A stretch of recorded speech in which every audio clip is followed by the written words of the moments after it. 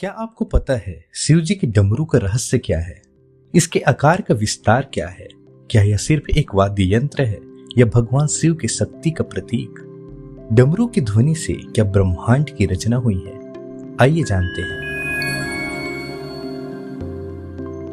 महर्षि पाणिनि, जो प्राचीन भारत में संस्कृत व्याकरण के सबसे बड़े ज्ञाता थे, उन्होंने अपने ग्रंथ अष्टाध्याय में 14 महेश्वर सूत्रों का जिक्र किया है, जिससे वह 14 महाशब्द उत्पन्न हुए, जो संस्कृत और अन्य सभी भाषाओं का स्रोत है। कहा जाता है कि जब भगवान शिव तांडव कर रहे थे, तब उन्होंने अपना डमरू बजाया था। उनके डमरू के प्रचंड ध्वनि के वेग से संपूर्ण ब्रह्मांड कंपित होने लगा और इसी ध्वनि को वेदों में नादम कहा जाता है। यही वह प्रथम ध्वनि थी जिससे संपूर्ण ब्रह्मांड स्पंदित हुआ और सृष्टि की रचना हुई, जिसे आज के वैज्ञानिक बिग बैंग थ्योरी के रूप में समझने की कोशिश कर रहे हैं। महर्षि पाणिनि ने जिन 14 महेश्वर सूत्रों का जिक्र किया, वह यही नाद थे, जिससे 14 महाशब्द निकले थे, जिसे महेश्वर सूत्र कहा जाता है और जिसका पहला महाशब्द था ओम।